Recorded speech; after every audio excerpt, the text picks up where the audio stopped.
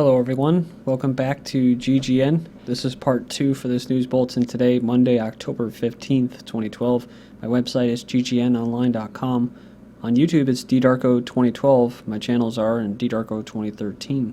So we left off talking about the European Union, right? And how they were banning broadcasts of Iranian TV channels. Also, we have former Soviet dissident warning about an EU dictatorship coming. And then you have the EU getting a Nobel Peace Prize. But it says here, this year's Nobel Peace Prize was granted to the EU for its relentless contribution to the advancement of peace and reconciliation, democracy, and human rights in Europe. The conditions set out in Alfred Nobel's will have been twisted upside down. The will is crystal clear, saying that the 5 prizes are to be granted to persons. And the EU Nobel Peace Prize is more farcical than Obama's. So the EU has been awarded the Nobel Peace Prize in what can only be described as a travesty and a complete farce. It's just another one of those sad moments in the decline of Western civilization. I'm talking about Obama's Nobel Peace Prize. Since the award 3 years ago, Obama has presided over a grisly few years in Afghanistan, kept Guantanamo Bay open, invested in drone warfare and extrajudicial killings, and also through his failure to assert a dominant foreign policy, allowed the Middle East to become even more unpredictable for the U.S. and wider world. They say there's a trend that's increasing. Talking about the Nobel Peace Prize is basically delegitimizing itself and frankly acting as nothing more than a public relations firm for left-leaning individuals and institutions, which makes sense. That's why they got it, right? Because we were just talking about how the EU is heading towards a nice communist dictatorship. But this is crazy because remember what happened. Nobel Committee asked Obama nicely to return his Peace Prize. So the chairman of the Nobel Peace Prize Committee said today, well this isn't today, but that Obama really ought to consider returning his Nobel Peace Prize medal immediately, including the really nice case it came in. He was flanked by 4 members of the committee who agreed with him and said that they never asked for it from people like a war criminal Henry Kissinger, but that the 10% drawdown on U.S. troops in Afghanistan that the president announced last week capped by a period of non-Peace Prize winner-type behavior in 2011. Guantanamo's still open, the bombing of Libya, the blowing bin Laden away rather than putting him on trial. Now a few U.S. troops to go home, but the U.S. will be occupying Afghanistan until 2014 and beyond, and he says, don't even get me started on Yemen. So that was from the commission there. EU plans new sanctions on Iran's banking, shipping sector. So this is like almost every week now. Israeli foreign minister says not imposing sanctions like appeasing Hitler. They said previously the sanctions had only targeted certain types of transaction with Iran, but the new rules, if approved, would ban essentially all transactions.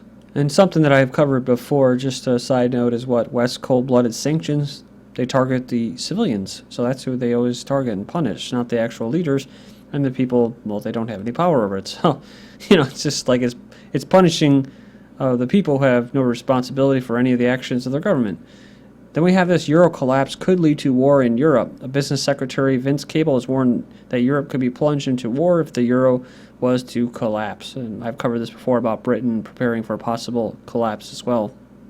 And something else that I saw too, running on alternative news sites, race riots if Obama loses. So it says here that the KABC talk show host Larry Elder interviews one of America's greatest living thinkers, Thomas Sowell, who predicts race riots if Obama loses. So I heard that, and then I heard this. Koch Industries, other CEOs warn employees of layoffs if Obama's reelected. So kind of just some crazy, baseless accusations and stuff going on out there, fear-mongering about how there's going to be riots if Obama doesn't get reelected. And if Obama's reelected, you're going to lose your job. You know what I mean? So it's just complete nonsense. I mean, think about it. I don't think Americans have the fortitude to be able to pull away from the couch or the movie theater or the football games to actually incite a riot. You know what I mean? Unless they run out of tickets or something like that, or at a football game. I just don't see it happening, like a political riot.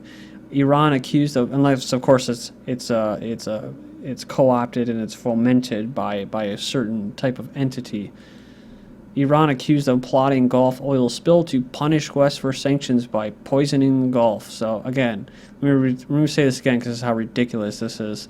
Iran accused of plotting Gulf oil spill to punish West for sanctions by poisoning the Gulf. And this has been leaked by Western intelligence agencies, so you know it's the truth. The plan was codenamed Dirty Water and first reported in German news magazine Der Spiegel was reportedly intended to punish the West for imposing the sanction. And so here we go with some more propaganda. An electromagnetic pulse (EMP) attack the other Iranian nuclear threats. So it's another threat, the EMP. Remember I told you that you got to be worrying that Iranians and their guard are gonna come and get you in your bed in the middle of the night. Some experts say Tehran may be preparing for an EMP strike, which could fry electrical grids. Oh, so then you're gonna lose all of your shows and stuff like that.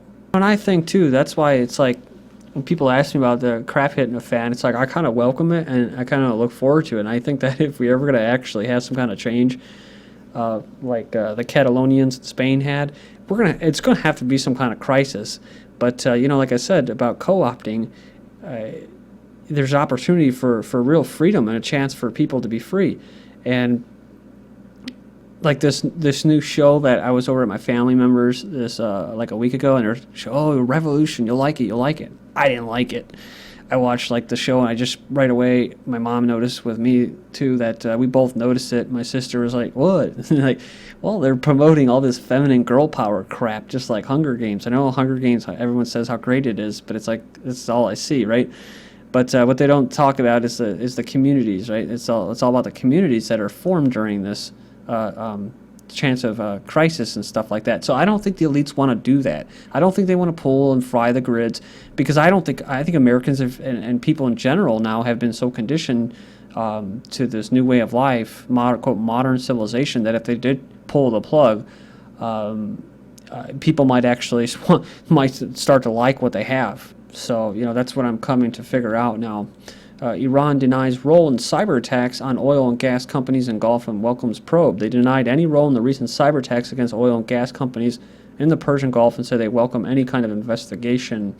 Next up, we have new Senate to push pledge for unconditional support for Israeli preventive war on Iran. Get this, Senator Lindsey Graham of South Carolina, he's a neocon, is planning to press the Senate next month to pledge U.S. troops, money, and political support to Israel should Bibi Netanyahu launch a preventive war on Iran.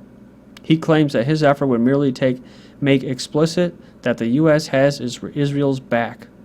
So they pretty much already have like an unquestionable support by the U.S. taxpayer, but they want more. So it says, this is what he said. He said, but when your friend is drunk, you don't hand them the keys. If Graham has his way, he will hand Bibi the keys and lend him our car while the rest of us ride shotgun. So there's some truth to that analogy or description. Next up, Israelis attack olive trees during harvesting season. Kind of interesting, because isn't the olive tree like extending the olive branch about peace? So these people, this is their livelihoods. It says here in the village of the East Ramallah, Israeli settlers cut down 300 olive trees just before the olive harvest. The attack was carried out in early hours of the morning at pre-dawn, right? It says according to sources, while it's under guard of Israeli soldiers, Israeli settlers have attacked an olive grove in the West Bank village and caused extensive damage to the area. Settlers frequently attack the Palestinian farmers in their groves, and with the olive harvest season approaching, there are fears of growing violence in the region. There also is on the Temple Mount a lot of violence. There's actually attacks going on inside there in a mosque and that, so it's kind of getting heated there. Pakistan freed of anti-terrorism obligations, so the U.S. billions will flow instead. The Obama regime has refused for the first time to declare that Pakistan is making progress towards ending the military support for the Islamic military groups, preventing a right? But even so, Clinton has informed Congress as she waived legal restrictions that would have blocked some $2 billion military aid to Pakistan. This is why the drone strikes will never cease, right? So they got to get that puppet government out of there in Pakistan. The $165 million pledge for Arab Spring Endowment Fund. So editors note, so instead of U.S. aid funding color revolutions in post-Soviet states, and Renaissance will be established in Arab nations, and develop banks in these new democracies will be built. So this is basically a fund. It's its own little slush fund for color revolutions. That's like starting a fire in the hopes that the fire will clear out the undesirables while leaving the environment intact. Saudi Arabia, Yemen, Qatar, Kuwait, UAE will be crossed off the list for democratizing, right, as they are perfect examples of democracy and human rights. A dangerous game is being played in a dangerous region, and the fallout will lead to more trouble for Arab families just trying to survive. So this is crazy. I mean, it's so obvious, isn't it, that Saudi Arabia and Qatar and all these places that are supporting the Syrian uprising and regime change, they're the most dictatorial countries in the world. New poll finds shifts in U.S. public opinion towards the Middle East. The attacks on the U.S. embassies in Libya, Egypt last month shocked and scared Americans, but the majority of Americans nonetheless recognize that violence was the work of extremist minorities and not the majority of the population, according to the new poll. The U.S. Muslim leader says the anti-Islam propaganda boomeranged on the Zionists. He says it's launched in every arena, the books, the magazines, the television, the radio, and now billboards and placards and subways and what have you.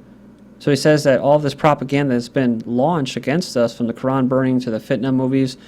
It causes the people of America to want to read the Quran more and find out basically more about it. To Yemen, remember this? Yemen security chief at U.S. embassy killed in Sana'a. We never heard about this, right? Just about Libya. But Yemen security officials say a gunman has assassinated the Yemeni chief of security at the U.S. embassy in Sana'a. So it's kind of a big deal. So right after 1014 says about 106 U.S. tanks delivered to Yemen. This is from aslawanet.net. So about 106 tanks were delivered to Yemen's defense ministry. Sources say about 12 armored vehicles were also brought to Yemen to protect the U.S. embassy.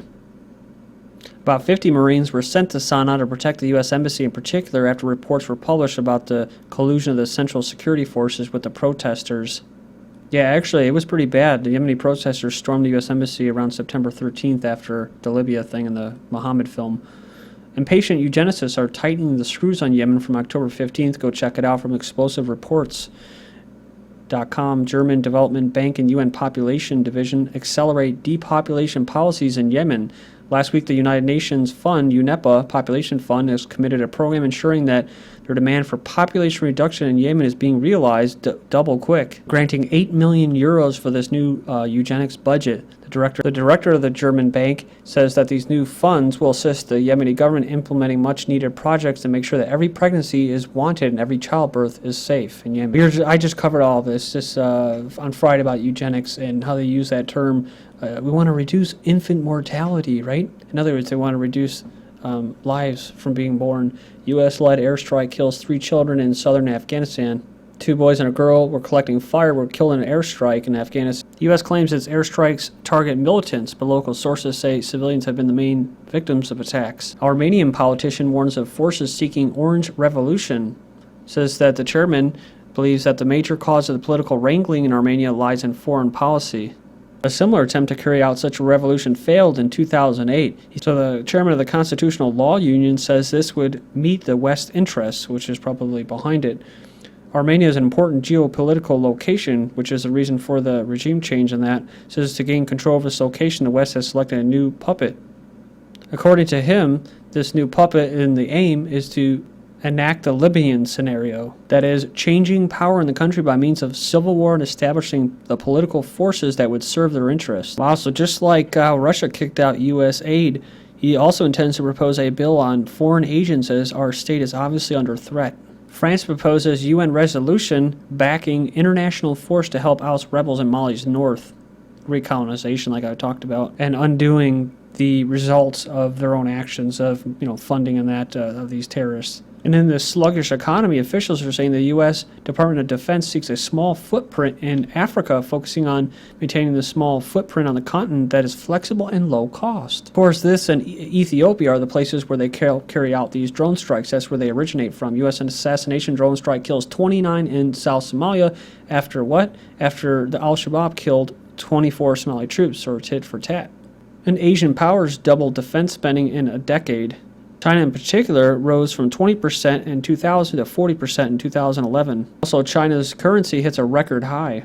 Japanese and U.S. are mulling a exercise or drill in which they would take over a remote island from foreign forces. I wonder who they could be. And we need CISPA to avert a cyber Pearl Harbor, says Leon Panetta. But the American and British governments knew down to the day of the coming Japanese attack on Pearl Harbor. Shanghai's priests and nuns are being subjected to brainwashing. re-educate them to make sure that their service to the nation is true. Much like the Tibetan monks' patriotic re-education. 55th Tibetan monk self-immolates. This is GGN and I'm Darko. Thank you.